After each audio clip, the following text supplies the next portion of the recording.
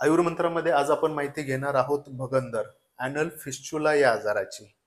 हा आजार ऑपरेशन केल्यानंतर सुद्धा रिपीटेडली होणारे पेशंट भरपूर आहेत. मग आयुर्वेदिक आहार करेक्शन, औषधी चिकित्सा आपण कशा पद्धतीने करू शकतो की हा आजार तुम्हाला पुन्हा होणार नाही.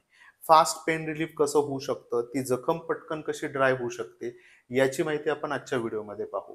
आयुर्वेदानुसार भगंदर हा आजार आहे तो दोन कारणांमुळे होतो. एक तर अग्निमांद्य म्हणजे की तुमची पचनशक्ती खूप वीक होत जाणे, आणि दुसरा महत्वाचा भाग म्हणजे की रक्तदृष्टी. अशी अन्नपदार्थ खाण्यामध्ये असणे किंवा तुमची लाईफस्टाईल अशी असणे की ज्याच्यामध्ये तुमच्या रक्तामध्ये टॉक्सिन्स असेल किंवा उष्णता आहे ती वाढत जाते, आणि त्यामुळे फक्तच पाईल्स नाही तर बाजूने एक जखम बनून तेथून सर्व घाण बाहेर पडायला चालू होते आणि तुम्हाला फिस्च्युला डेव्हलप होतो. जोपर्यंत तुम्ही ही दोन्ही पॅथॉलॉजी क्लिअर करणार नाहीत तोपर्यंत हा आजार रिपीटेडली होत राहणार आहे. तर सुरुवातीला पाहू डाएटमध्ये तुम्हाला काय करेक्शन करायचं आहे. सर्वात पहिला भाग की गोड अन्नपदार्थ, भाताचे पदार्थ आणि बेकरी म्हणजे की गव्हापासून जे फर्मेंटेड पदार्थ तुम्ही बनवले जातात खाण्यामध्ये अति ठेवत असाल तर त्यांचा वापर कमीत कमी करा. शुगर सगळ्यांना माहीतच आहे की रक्तदुष्टी करण्यासाठी, अशा जखमा बनवण्यासाठी आणि त्या कधीच पुन्हा बऱ्या होऊ नयेत याच्यासाठी सगळ्यात मोठा कारण मानला जातो. राईस, तुम्हाला भात पचत नसेल तर भात आणि भाताचे पदार्थ तुम्हाला अवॉइड करायचे आहेत. मग अन्नामध्ये तुम्हाला खाण्यामध्ये मॅक्सिमम काय ठेवायचं आहे. ज्वारी ही सगळ्यात हलकं अन्न आहे आणि हिलिंग करणारं पण आहे, त्याच्यामुळे ज्वारी आहारामध्ये जास्त ठेवा. फळभाज्या जसं भोपळा, दोडका, कारली, घोसाळी, तोंडली, ह्या ज्या फळभाज्या आहेत त्या पचायला हलक्या असतात आणि त्या उष्ण नसतात, त्याच्यामुळे त्यांचा वापर आहारामध्ये वाढवा.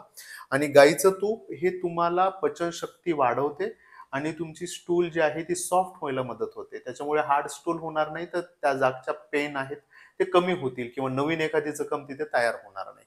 त्यानंतर गट हिलिंग खूप महत्वाचं आहे की या कंडिशनमध्ये तुमच्या आतड्यामध्ये पचन संस्थेमध्ये जोपर्यंत हिलिंग होणार नाही, चांगले मायक्रो ऑर्गॅनिझम तिथे डेव्हलप होणार नाहीत, खराब तिथे असणारे इन्फेक्शन क्लीन होणार नाही, तोपर्यंत ती जखम पूर्ण बरं होत नाही. त्यामुळे कॅस्टर ऑइल म्हणजे की एरंड तेलाचं योग्य मात्रेमध्ये तुमच्या कंडिशननुसार हे सेवन करणं आवश्यक ठरतं. त्याच्यामुळे लूज मोशन तर व्हायला नाही पाहिजेत, पण ती पूर्ण इन्फेक्शन जे आहे ते क्लीन झालं पाहिजे, स्टूल तुमची सॉफ्ट राहिली पाहिजे. आणि कॅस्टर ऑइलचे खूप सारे बेनिफिट आहेत की हिलिंगमध्ये, तर त्यांचा वापर आपण त्यानुसार करून घ्यावा लागतो त्यासाठी. या व्यतिरिक्त अशी आयुर्वेदिक औषधं जी तुम्हाला फिस्चुला होऊ देणार नाहीत किंवा तो बरा करतील, तर त्याच्यामध्ये गंधक रसायन आहे, तक्रारिष्ट नंबर 2 आहे, अभयरिष्ट आहे, कैशोर गुग्गुळ आहे, आम पाचकवटी, अग्नितुंडी वटी, चंद्रकला रस, कामदुधा रस आणि अजूनही असंख्य औषधी आहेत की आयुर्वेदामध्ये की जी फिस्चुलामध्ये किंवा बगंदरमध्ये खूप सुंदर काम करतात. ती फक्त तुम्हाला तुमच्या आयुर्वेदिक तज्ञाच्या सल्ल्यानुसार आणि तुमच्या अवस्थेनुसार घ्यावी लागतील.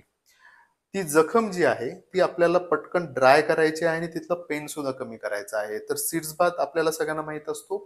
मोठ्या टब मध्ये कोमट पाणी घेऊन त्याच्यामध्ये बसायचं असतं आपल्याला 15 ते 20 मिनिटासाठी. तर ते प्लेन कोमट पाणी न ठेवता त्याच्यामध्ये जर का तुम्ही अर्धा लिटर कडुनिंब आणि त्रिफळाचा काढा जर ऍड केला, तर त्या जखमेची बाहेरची सर्व घाण निघून जायला, डेड टिश्यू रिमूव्ह व्हायला आणि ती जखम आकुंचन पाहायला मदत होते.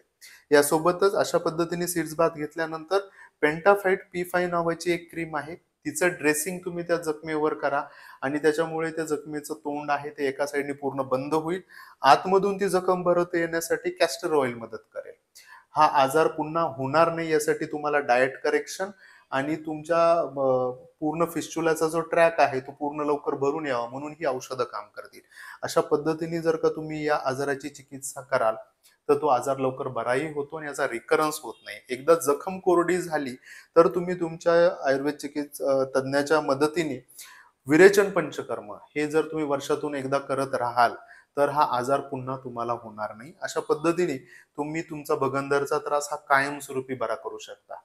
मी आशा करतो की फिस्चुला बद्दलची माहिती, याची ट्रीटमेंट, आहाराचं मार्गदर्शन तुम्हाला आवडलं असेल. इतरांपर्यंत पण नक्की पोहोचवा. धन्यवाद.